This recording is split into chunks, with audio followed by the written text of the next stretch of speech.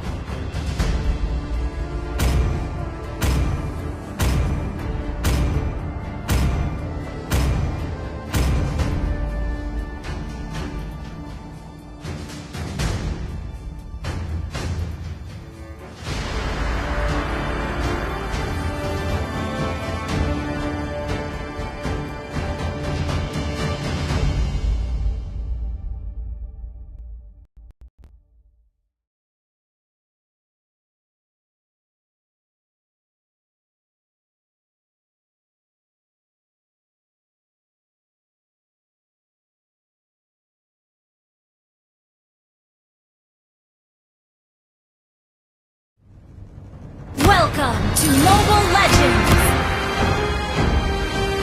5 seconds till the enemy reaches the battlefield. Smash them!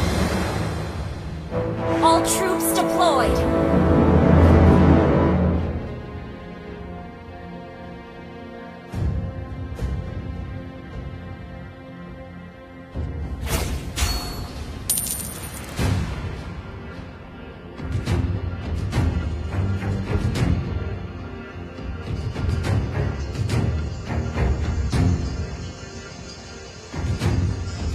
You can't run from my arrow.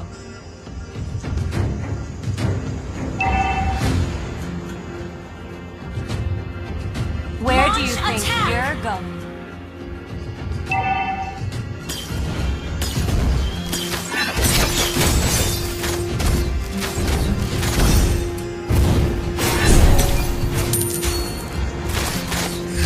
Watch your back.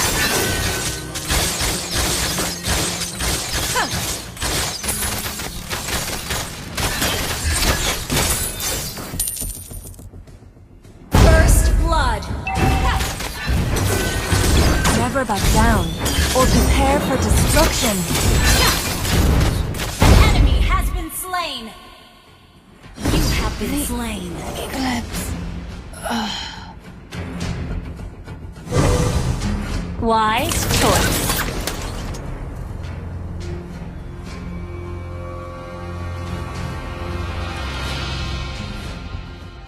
An enemy has been slain.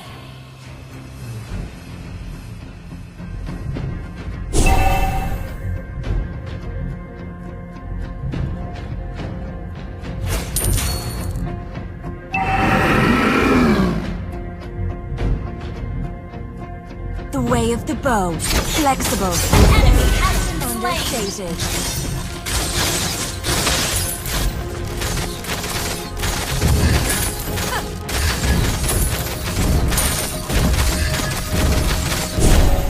Elves won't give in, no matter how much more suffering we'll go through. An enemy has been slain. Enemy has been slain.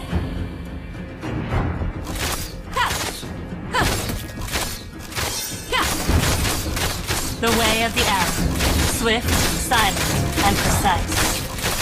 Killing spree!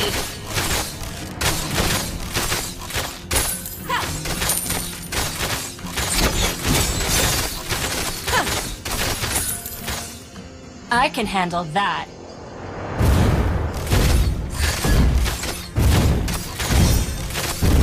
An ally has been slain.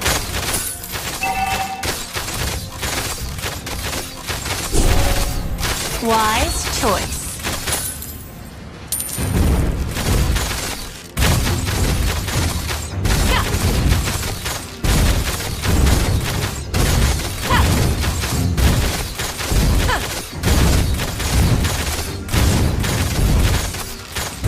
You destroyed the turret!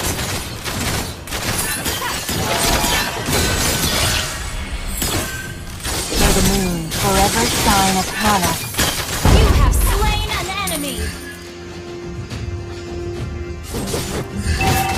My arrow is my answer.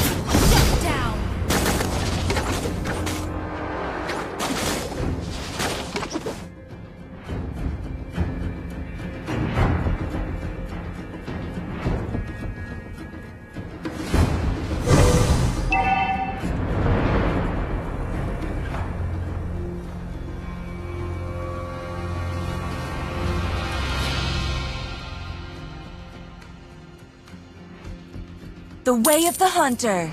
Moderate, respectful, and sincere.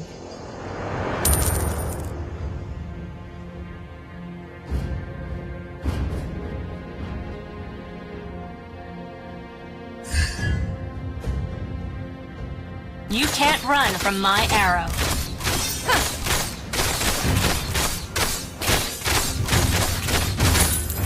Mega kill!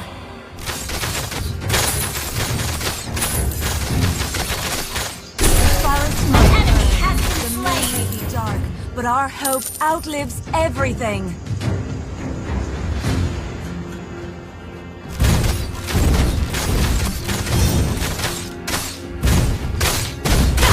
I can handle that. An enemy has been slain. Forever shine upon us.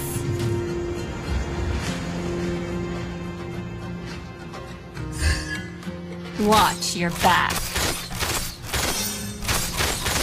An ally has slain the turtle!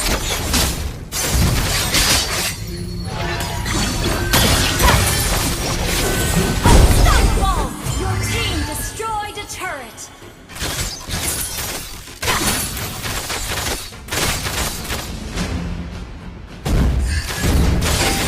Your team destroyed a turret! You have slain an enemy!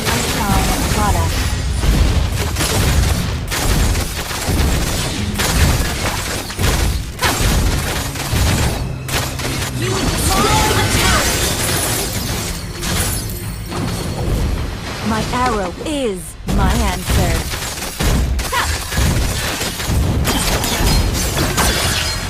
You have been slain. Monster kill.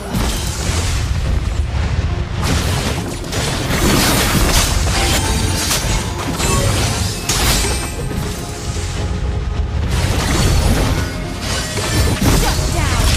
Killing spree.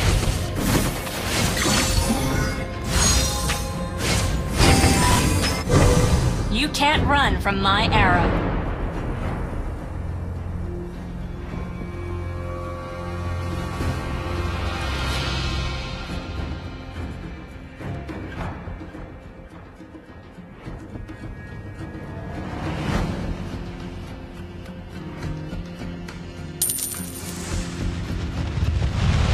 Never back down, or prepare for destruction. Backup.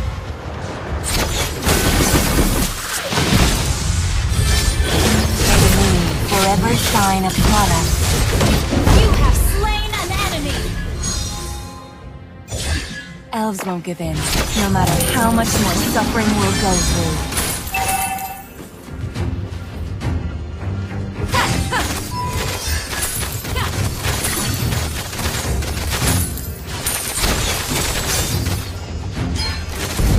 Watch your back.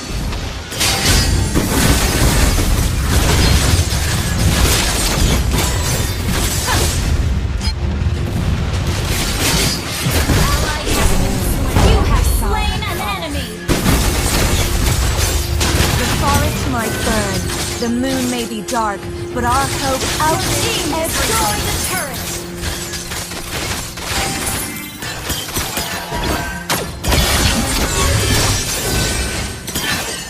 Killing spree! An enemy has been slain!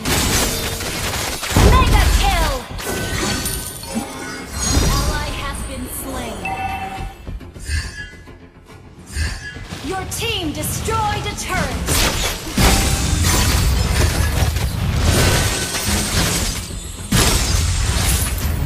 Unstoppable!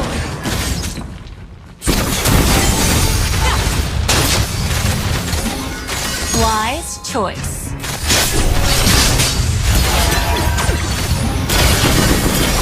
Mega kill! Double kill! Where do you think you're going? Monster kill! Launch attack!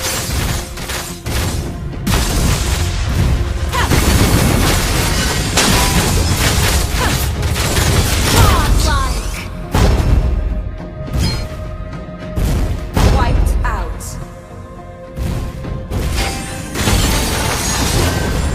An enemy has been slain.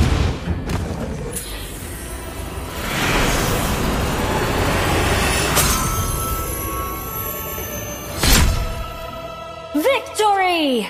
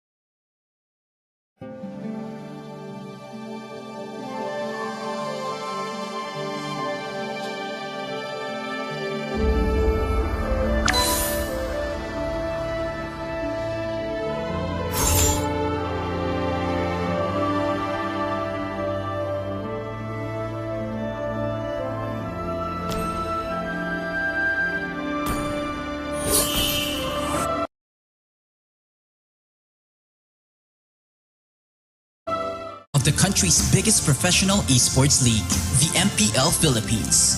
Tune in every weekend from August to September and catch the strongest Mobile Legends region in action. Laro natin to, liga natin to.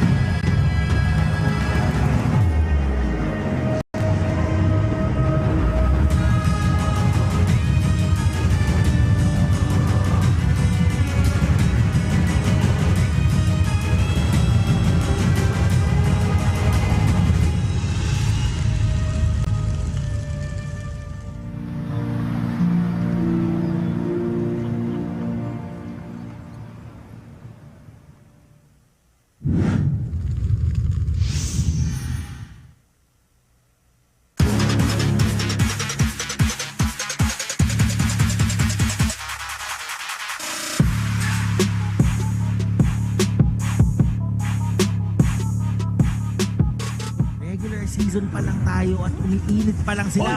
Pero OMG, may huli na magaganap. And Donut ang napitas. Hayes with the real world manipulation, hindi magmamatter.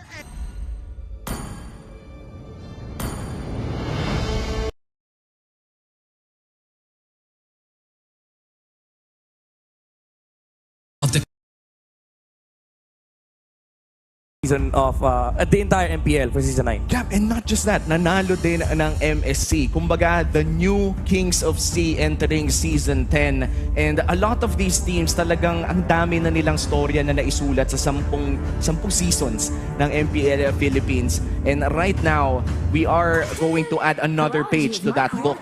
RSG Philippines versus NXP. This is their final meeting in the regular season. Maraming magbabago pagkatapos nito, pero focus muna tayo sa Game 1. What can we expect in the draft? Sa draft natin for RSG, medyo mahirap silang basahin para sa mga viewers natin. Pero kung babalikan natin kasi itong si Perks tsaka si Irad, galing sila sa amateur. Nagpang-abot sila dito ng mga players from AP mula sa side ng Next Play na si Donut and si El Pizo. So may mga ideas din sila ano yung mga heroes na ginagamit itong mga players na to. Kakilala no? Oo, parang nauna lang yung AP, sila Donut, sila El Pizo. Tapos ito yung pasok ni Irad ni Perks and ni Perks. Si Irad from Z4 and si Perks naman from Euphoria. Oo, talagang dalawang team din na perform in the amateur scene right now. They're in the MPL, and again, it's the right stage for them to showcase their talents, especially against NXP. Kasi NXP, they have nothing to lose. Basically, yung laban nila dito, talagang galit na galit yung Next Play Evos na parang nilalaro nila to na walang pressure, walang burden sa utak nila. So may lalapas talaga nila kung ano man yung gusto nilang ilabas. And now, we are currently in a drafting stage. Again, it's hard for NXPE to quite predict the hero pool of RSG, considering that there's 2 new players here on this pool. I'm really expecting a respect to the Natalia, even though medyo nag-fall down na sa meta kasi Perks Natalia specialist yan. Natalia specialist, pagka sinasabi mo yan, marami akong naaalala. Pero mukhang may bago kong idadagdag sa listahan na yan. NXPE will be playing on the red side. Makaka-expect ba tayo dito ng pakito na maaga? Because usually, di ba, pag nakikita tayo na Open Valentina sa blue side, mukhang laging pakito yung ito naman, tinanggal bigla.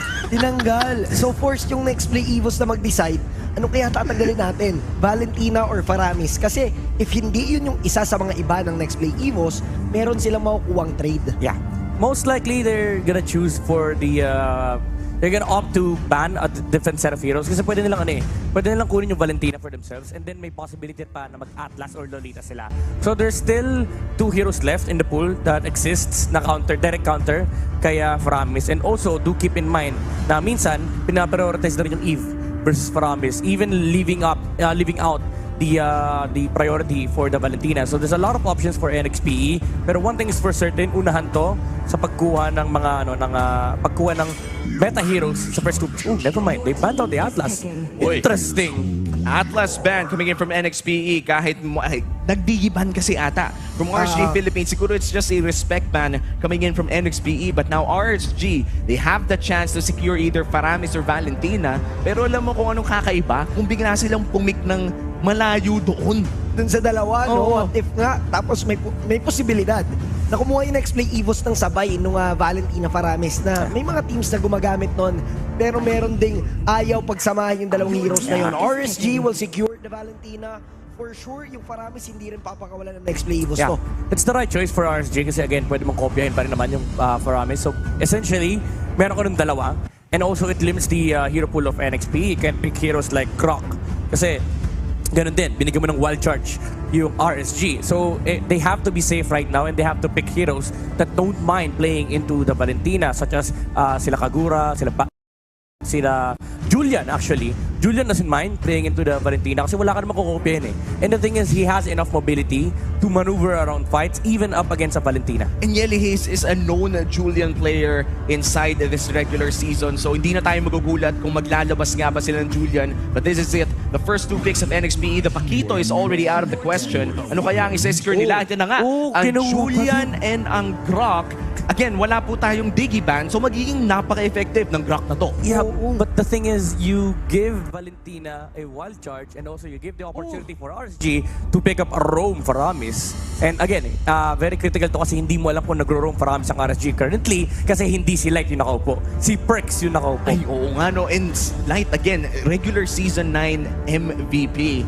Grabe yung shoes na kailangan suotin ni Perks dito, no? And looks like either gonna go for the Akai instead.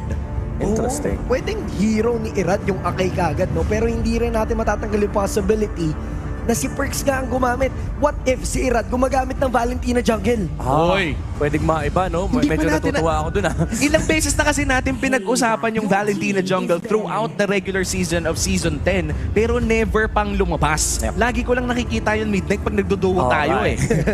Kaso, hindi natin pwede gawin yan eh. Medyo mahina na eh. Pero going back to the draft, speaking of mahina, magmumukhang mahina yung Melissa sa harap ng isang Farsa. Again, one of the very few answers against the hero kasi long range look. Yung Eve, yung isa, pero Farsa is the biggest one kasi yung Nuke Arsenal na meron ng NXP, parang magpapatakot sa lineup ng RSG to actually engage. Pero ang kinagandang kasi sa lineup ng RSG is meron silang Akai na pwedeng promonta for RSG, but also may sagot din naman ng NXP. Nasa kanila din kasi yung Julian. So it's a better matchup all in all. So very good first phase coming up from NXP. And I love the Cho ban kasi again, kailangan mong tanggalin yung problema ng NXP na ang daming for frontline for RSG. For sure, Ruby is also would be a contested hero on the second phase. And speaking of Ruby, madalas natin nakikitang combo ang Ruby plus Eve. But this time around is a Farsa. Similar tactic na meron kang napakalakas na artillery mage tapos sasabayan mo ng crowd control machine. So napakaganda nga ng Ruby kung idadagdag to sa NXPE. But for now, medyo kinakabahan ako dito sa Valentina and Farsa. Kasi last time na nakakita tayo ng Valentina-Farsa matchup, mas nagamit pa ng Valentina yung Feathered Airstrike. Oo, ang ganda kasi ng pagpwesto ng Valentina. Ito yung sinasabi ni Midnight na parang may mga set of heroes talaga na pag kinuwanan mo ng ultimate, mas napapa-improve mo pa. Kasi mas maganda pumosisyon yung Valentina, yung 2 dashes niya instead of the wings by wings. Kasi usually, yung wings by wings, hindi mo siya gagamitin para kumuha ng posisyon eh. Pantakas mo yun eh. And yung Valentina, kaya niyang i-juggle yung 2 dashes. Tsaka by virtue, mas maraming XP ang Valentina. So higher levels, meaning more damage output compared to the original owner. Minsan nga, kahit level 3 ka pa lang, siya may ulti na. Ito yung parang kinopyahan mo na nga ng homework. Mas mataas pa yung grade mo. Nakakalungkot naman yun. Pero mukhang gold lane ang tatanggalan ng RSG Philippines. Si Donut ang naiipit. I like this. Tinatanggal ng RSG yung mga long-range marksman that can deal with the Melissa. And syempre, dahil pwede rin kopyahin ng Valentina yung Farsa, it's also the same problem with NXPE. Bawal kang pumik ng stationary marksman kasi maka-feathered airstrike ka. Oh, Esme, kaya pala Roth yung kinuha nila. With this kind of lineup, tingin ko hindi malabo yung marksman Bruno eh. Pagdating sa, di ba long range yung habol mo Kagabi, eh. di kami nanalo dyan. Nako. You know, the Bruno right now, napakalakas early game pa lang ng laning. And ito yung sinasabi mo kanina, Midnight, hindi pwedeng mag-pick ng stationary marksman si NXPE. And Bruno, kahit isa lang yung dash niya, kahit papano, at least meron pa rin. Very mobile and may added movement speed din kapag nasasalo niya yung balls. So RSG, they need to be careful about the last pick of NXPE. 2 picks most likely gonna be either a Uranus or a Yuzong unless gusto niya mag-thumbs. Pero kailangan kasi nilang gap closer for Nats. Pero Uranus yung ginawa nila. Ang question lang is anong roam yung kukunin ng RSG. Again, Ruby is still an option against this line of NXPE. Maraming control. Pero although medyo bad against Farsa. Looks like it's going to be a Lolita. And ang dami na talaga nilang crowd control. Apart, kahit yung kahit yung marksman mo may crowd control at some point may slow na nanggagaling doon sa Chakadal. And of course, yung go away na talagang tulak machine. Hindi makakalapit yung Esmeralda doon maliban na lamang kung walang ultimate. Final pick up here for NXPE. Midnight, sinabi mo sa amin, Ruby. Ano pa bang pwede nilang idagdag? Kailangan marksman nila dito, Bruno or Brody. Or Beatrix. Donut can go back to the usual Beatrix even though wala sila masyadong crowd control.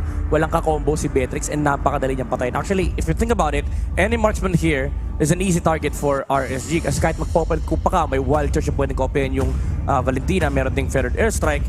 And ang kailangan nilang intindihin dito is they need to be able to fight head-on to RSG. So Bruno nga, yung kinuha ng NXPE, talaga magbabank on sila sa idea na gugutumin nila yung gold laner ng RSG. And Melissa, di ba, short range siya kung i-compare sa isang Bruno. Paano nga ba gugutumin? It feels like yung kinuha nilang Bruno dito, parang na-predict na rin ng RSG eh. Kasi kumuha sila ng Lolita, tapos may bulwark yon. So eventually yung mga sipa, hindi siya basta-basta mararamdaman pag hindi tama yung targeting ng Bruno. Madidilit ba yung bola pagka bumato siya sa bulwark?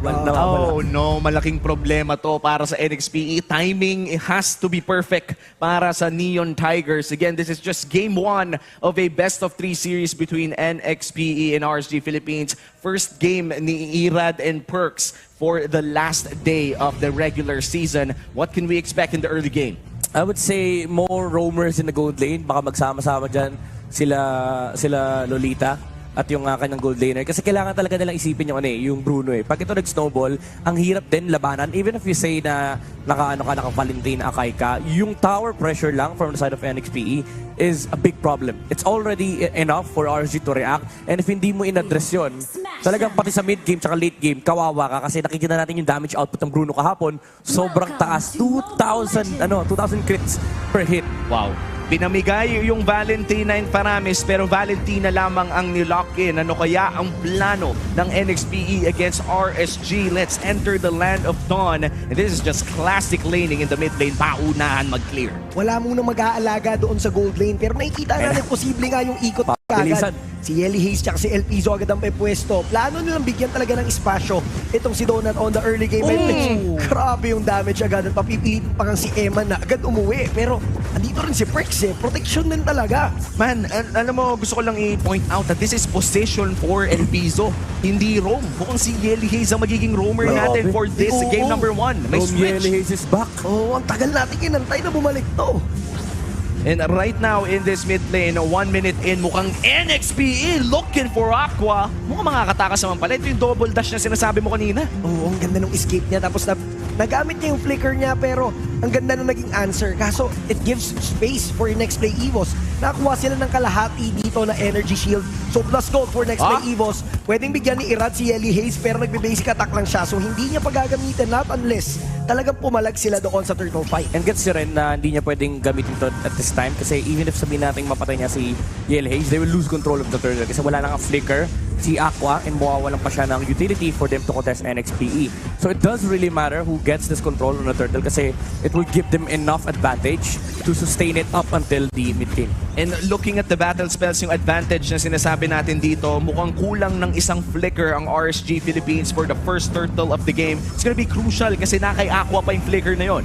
And siya yung kailangan na pumuesto na maganda. Pero mukhang plano lang bigyan si Perks. Mapipilitan na yung gumamit ng flicker para lang maka-atras. Wala yung feathered airstrike. Meron pang flame shot na kasama mula kay El Pizo.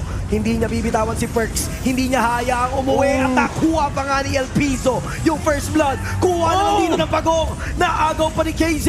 Pero ngayon mukhang medyo delikado ang mga miyembro ng RSG. Meron pa ditong pag-heavy spin para lang maka-atras. And next play, Evos. Sila ngayon ang kumokontrol sa mapa. Empowered Sword kasabayan ng Retri. Yun yung makabagong Thorn Throws combo. Hindi man lang enhanced sight, no?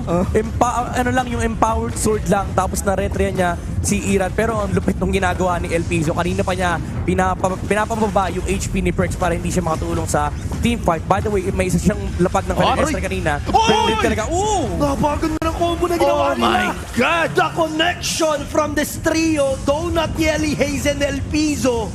Bigla na lang nawala. Muntikan pang tumama. At kung tumama yun, maaaring makuha din si Eman. Kung hindi nag-recall yun, tumama yun eh. Kung naglakad lang, Kung naglakad lang. That was a near perfect animation canceling coming in from Yeli Hayes. Ito yung literal since season 1 ng MPL. Hanggang ngayon, hindi pa rin naglalak yung finger.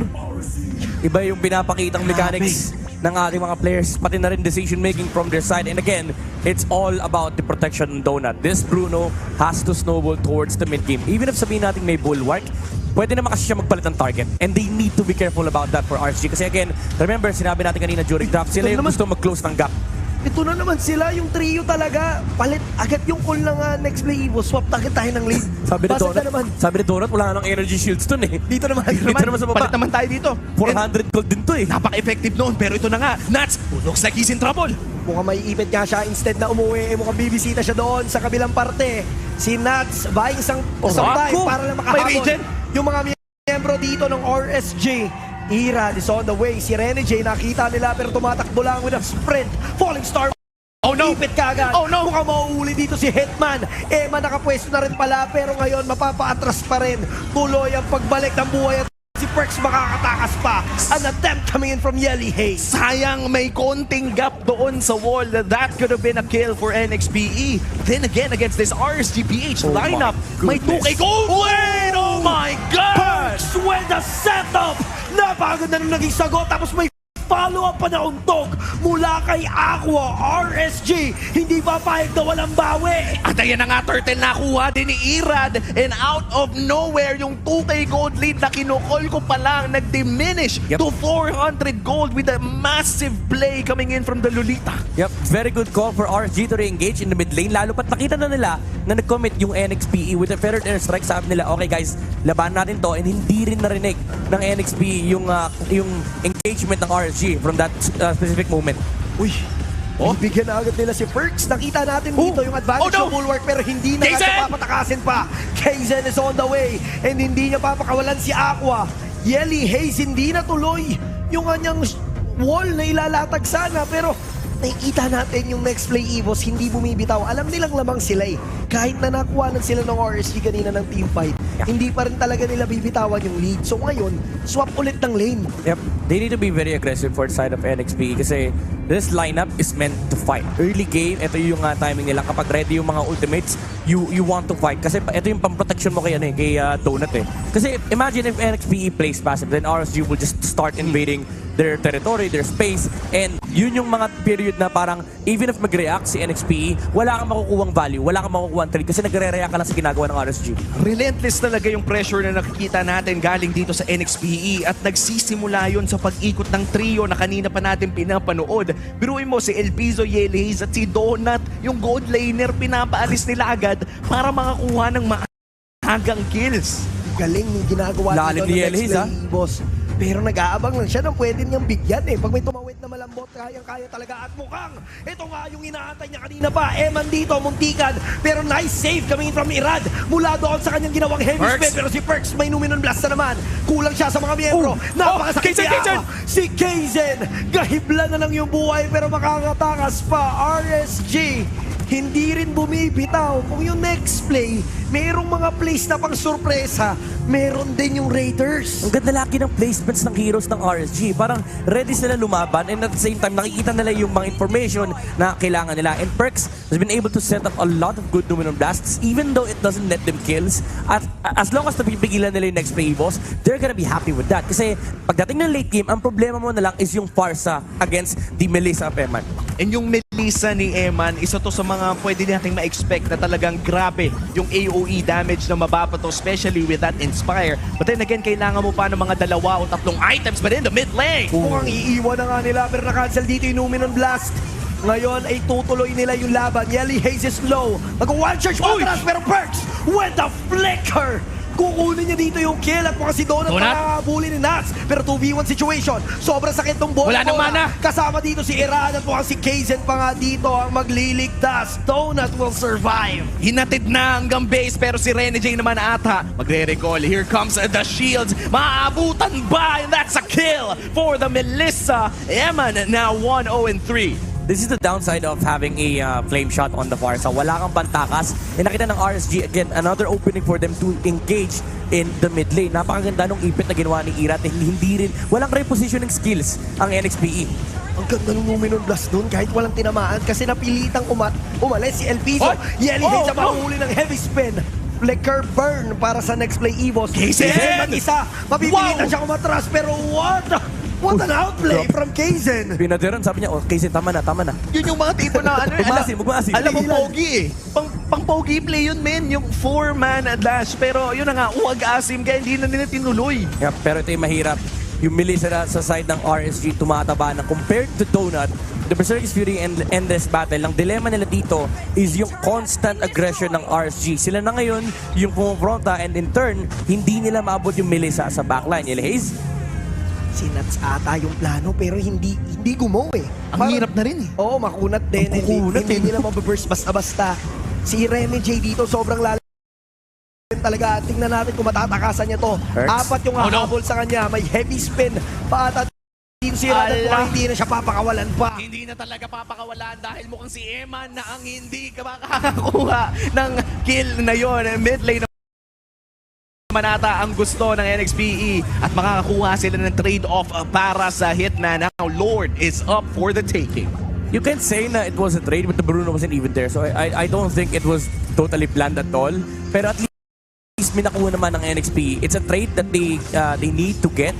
Kasi at this point, si RSG talaga yung nagdidictate ng momentum. Now, in this Lord fight, dito talaga magkakaalaman kung sino yung lamang sa game. RSG, again, they have the benefit of not locking to the Lord kasi pwede nilang labanan yung NXP sa space na to. At si Nats ay mukhang tatangki lamang ng Lord shots. NXPE naghahanap ng angulo. El Piso does have his ultimate. A flicker in 3 seconds. Here comes the conceal. Yene Hayes naghahanap. Inuwem na hanap sa Chakatal. Here comes Aqua. Napakaganda doon ang pagbibigay ng impormasyon ni Eman. Pero si Rene J naman ay didikitan yung dalawa. So hati-hati yung labanan na mangyayari. Iran with a heavy spin. Makukuha niya dito. Nice attempt though coming from El Piso pero hindi siya magtatagumpay.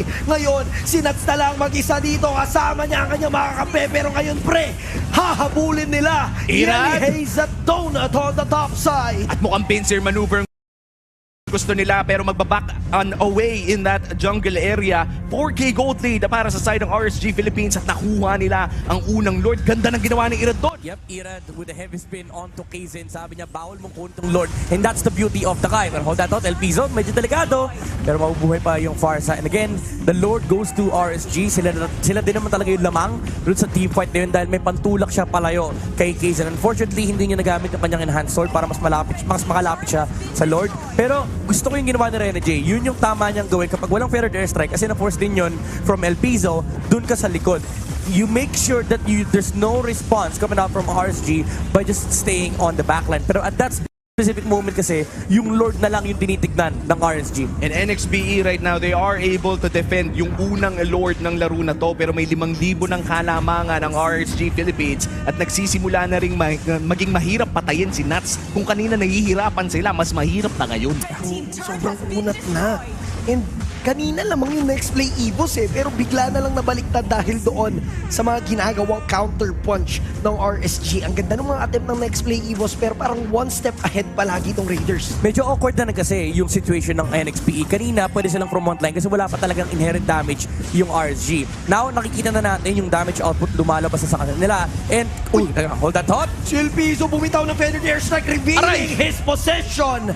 At ito na nga yung call ng RSG na nagpakita ka ng bilog.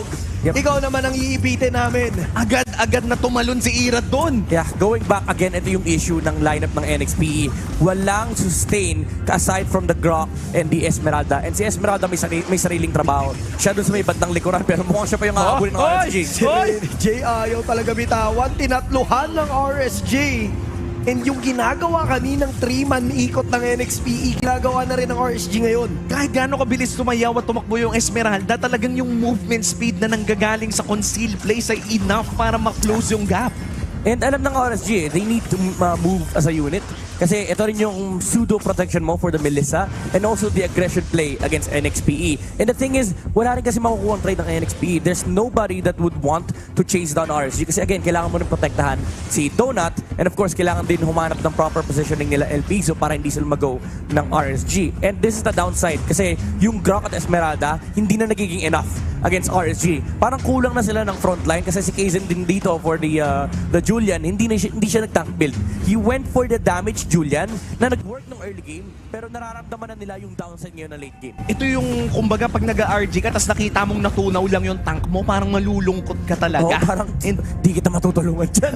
Kumbaga parang yung oras mo para mag-deal ng damage ay bumababa from 5 seconds to 2 seconds kasi hindi nga ma-hold yung front line at ngayon sisimulan na ng RSG Philippines ang Luminous Lord. Again, this is 13 minutes in at mukhang makakakuha sila ng libre. Aqua? Hindi na nila papalapitin pa pero ang ganda nung naging pwesto din Imagine Aqua, alam niya may possibility naman ng ikot mula sa next play doon for an attempt na lapitan nila yung Lord. Pero ngayon kasi, 13 minutes in, enhance na tong dadating, and ito yung may hampas na Lord.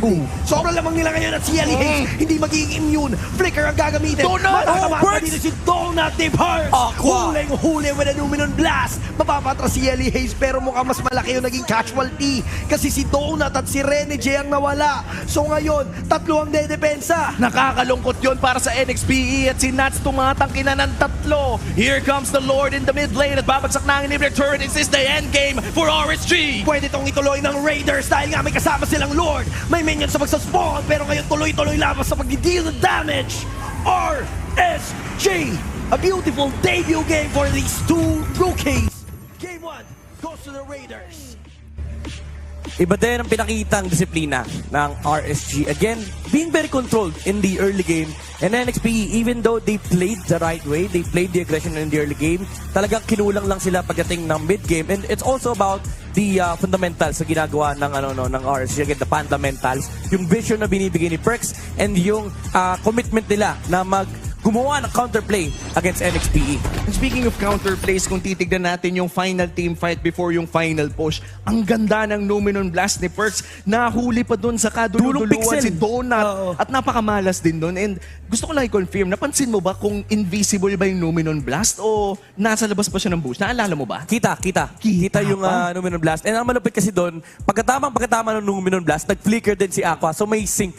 Kung baga na-shot ko yun na parang, oy, abot yung Bruno, nag-flicker kagad si Aqua, ginamit niya yung wild charge. At gusto ko yung tinipid talaga nila yung mga skills nila. Kasi nung una, iba yung tinatarget nila. Yung target swapping, yung target selection na nagmumula sa RSG Philippines, talagang napakabilis, napaka-pristine. At kung titignan yung final play na yun, hindi lang yun yung sample. In this entire game, ang ganda ng ginawa ng RSG, but we have to recognize yung early game ng NXPE. Ay napakaganda din. Who would have thought Yeli Hayes post 5 plus a post 4 El Piso, napakaganda ng mga ikot nila. Na-miss natin yung Yeli Hayes on the roaming position. And eventually, against dito sa team na to na meron yung 2 rookies tapos nag-guide ng mga nandyan na talaga yung tatlong mga kasama nila. Ang ganda lang tingnan kasi dito mo makikita kung bakit sila naging kampiyon last season. Kahit may bago silang ipasok, kayang-kaya nilang dalhin. And eventually, itong mga dalawa parang wala tayong naramdamang jitters doon. Fundamentals. Yan ang keyword natin for today. Kasi parang hindi nga, tama kayo, hindi nagbago yung laro ng RSG. It's still on the objective side. Although, hindi sila masyado nakapag-objective na early game. Pero gets nila kung ano yung trabaho ng isa't isa. Si Perks, vision lang. Si Aqua, ready for re-engage. And si Irad, kapag ready tayo lumaban, kapag palayo na yung RSG, yung NXPE, that's the time you engage. And nakita mo yung level of commitment nila kanina, especially on the late game. Alam nila na wala nang bala yung NXPE. So every single time, kahit si LA yung makita nila, kahit malaking bato, yung nakaharang sa kanila, go tayo dyan, laban tayo dyan. At medyo weird nga makakita ng RSG Philippines na wala si Light at Demon Kite, pero napakalakas pa rin nila. Kasi first time natin makikita talaga to in the regular season of Season 10. And this showing, mo Santi kanina, napakaganda talaga ng debut game ng dalawa. E tignan natin kung anong mangyari ng Game 2. Pero bago yan, tignan muna natin kung ano nga bang nangyari ng Game number 1. Analyst, ikaw na muna, break it down.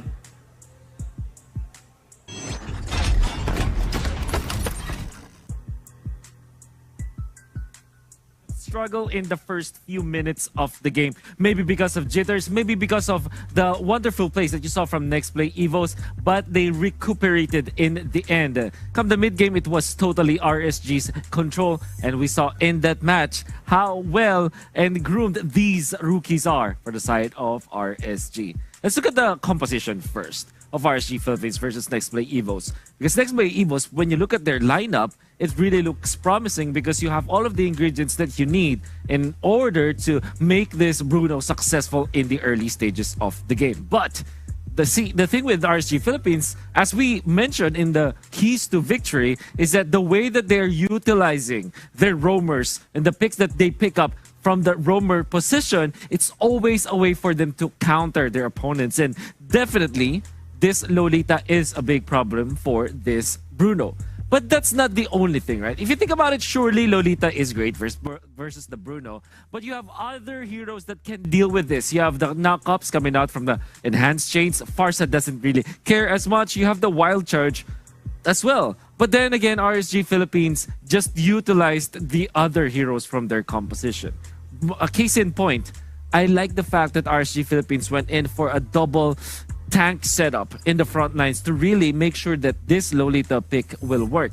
As you can see, it's the Akai and the Uranus. Knowing that it is Next Play Evos' comfort picks to pick up the Esmeralda for the side of for Renegade himself, this is what we saw. There's a lot of importance to their composition. But more than that, let's look at this clip and see how well the RSG identified where they should be pointing at. You can see Aqua immediately utilizing his ultimate, that is the stolen wild charge, and then the Lolita already used his ultimate. So what they did here is to just control the important members of Next Play Evos. Perks onto Kaizen, that's controlling the 3 of the members of Next Play Evos, and then after the wild charge, Aqua just sat back, and then he peeled for Eman this time. Now it leaves only one thing left for the side of RSG, which is to pin down Kaizen, so that no matter what happens, they will have the advantage in the Lord Timing. So it's great targeting coming out from RSG Philippines. Everyone is being assigned their tasks, right? It's a total task force that you saw coming out from RSG with different roles in different important objectives in each of those Lord takes. When we go back now to the MVP of the game, you saw how well Valentina was used by Aqua. In all due fairness, the Valentina will have so many good pickups when it comes to his ultimate. For example, he can steal the Feathered Airstrike, can also steal the Wild Charge. But however, the Wild Charge is such a strong spell to give to a Valentina. I always say this during my casts or anywhere I go. Whenever I see a Grok picked up after the Valentina has already been picked up, you know that bad things are going to happen. Wild Charge, it's such a good spell to take. And you saw how Aqua was able to utilize this. And not only that, the way that he uses his ultimate, you don't look at it in a way that he only needed to hit it. He hits it on the right target as well. This is what made him very special, and this is also the reason why he is the MVP of the game. So many times where peeling for his teammate was more than enough, particularly onto Eman. Well, peel is basically the term used by most mobiles or multiplayer online battle arena players to distinguish or to attribute it to protecting your marksman during your team fights. So let's look at the highlights. First 2 minutes of the game, first 5 minutes in fact, you can see that Next Play Evos are looking really good. The rotations coming out from Yelly Hayes as well as LP. So by the way, Yelly Hayes is playing as the roamer this time. It was actually giving a lot of good economy for the side of Next Play Evos. But come the mid game, you see eventually when the things are when the fights are going in favor of RSG, it went in their favor because of the fact that they're grouped together and they have more valuable trades. Now, when the fight does happen in the 7-minute mark up until the 12-minute mark, there's a lot of separation